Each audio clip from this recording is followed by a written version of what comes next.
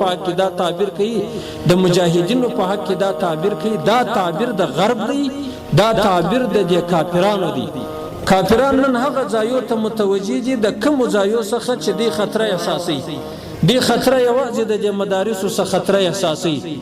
ما خدا دی تویل دي نن په دنیا کې د دوی ډلې دي دغه د دین په لاس کې نیولې دي دین راپورته کړی دي یو د مجاهدین دي او یو د مدارسو طالبان دي د مدارسو علماء کرام دي دغه د دین راپورته کړی دي نن دنیا هم د دغه په ضد کې روانه ده نن د دغه په دشمنی کې روانه ده ما خدای ته ویل مال دغه ځای د یو مسلمان ز کمال بولما چې کافر یې دشمنی الحمدلله چې کافر زموږ دشمن دی موږ د کافر دشمنان یو الحمدلله چې دا مجاهدین د کافرانو دشمنان مال په دې مجاهدینو کې چې هر څه عیبونه وي عیبونه ټول په دې باندې پټ چې دي د کافر دشمنان د غرب دشمنان دي د غرب د اخلاق دشمنان دي د غرب د عقیده دشمنان دي د روس د عقیده دشمنان دي د روس د اخلاق دشمنان دي دا بالکل مسلمانان دي حق مسلمانان دي دغه قدر پر مسلمانانو باندې فرض دی واجب دی او دا اصل خلق دا غیرتمن خلق دي د دې پر غیرت باندې دي افرین وي د دې پر غیرت دي شاباس وي دا د دې غیرت چې نن زموږ پر سر باندې پټکې تړلې دي دا د دې غیرت چې نن موږ په اعلانیه باندې د اسلام په نامه فخر کوو دا نن د دې غیرت چې موږ په اعلانیه باندې د کافر د غربي امریکای په خلاف باندې خبرې کوو د دې د بچانو په خلاف باندې خبرې کوو د دې د مزدورانو په خلاف باندې خبرې کوو دا د دې غیرت ابد رضی مولا راتول وزما وکلی ته دغه یو اربکای دی که خربکای راوړو نو دا په دې مسجد کې یې دی نو زه چرالم دا څه کوي وزه باسه د اربکای دا بدل تزما په مسجد کې نه غسل ستا نه پاتیاسته نه یو شی هغه په هغه ځای سويستي بیا دغه مولا راتول ول دغه اندازې راوښو چې دغه اندازې څخه دغه اربکی پلار ماته پر ګوندو باندې رالی پننوات چې مولوی صاحب معافي وکړه نن د مولوی عزت نن د مسلمان عزت دغه توري په برکت دی دغه جهاد په برکت دی دغه مجاهدینو په برکت او دغه مجاهدینو سرچینه چې دغه مدارس زکه د دې مدارسو زما استاد مسجد امام نوم د دې مدرسې راوځي زما استاد قرآن پاک حافظ او قاری د دې مدرسې سره راوځي زما استاد قاضي او مفتي د دې مدرسې سره راوځي زما استاد اسلامی عقیده د دې مدرسې سره راوځي نو نن دغه مدارس دي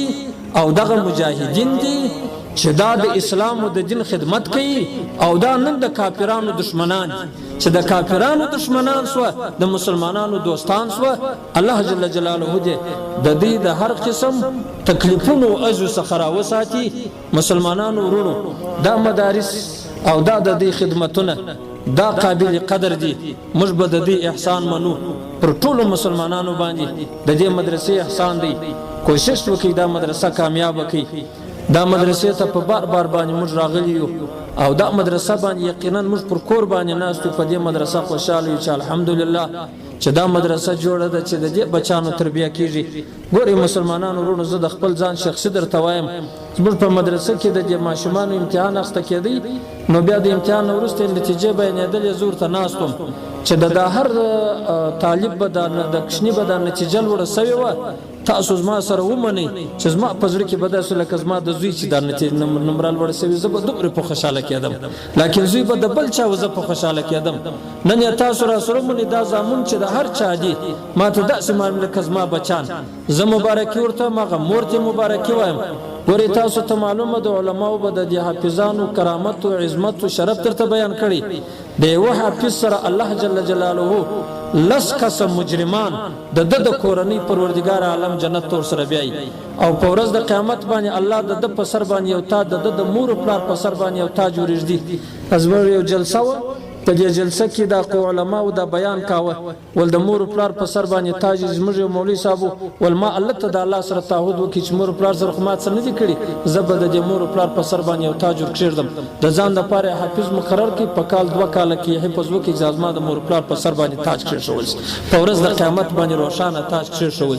الله دې د مور پلار د تاج مبارک کی پروردگار عالم دې د حافظانو مبارک کی الله دې تاسو د کیمپ مبارک کی الله دې د مجلس مجلس مبارک کی، الله دې د مدرسې مبارک کی، الله دې د ټول علماء او مسلمانان مبارک کی، الله دې د مدرسو د مجاهدینو حفاظت وکړي. پروردگار عالم دې دا غربیانو دا کافران په شرمونو دې الله وشرمي، الله دې په خپل عذاب باندې معذب کی، الله دې ناکام تباہ او برباد کی. واخر دعوانا الحمدلله.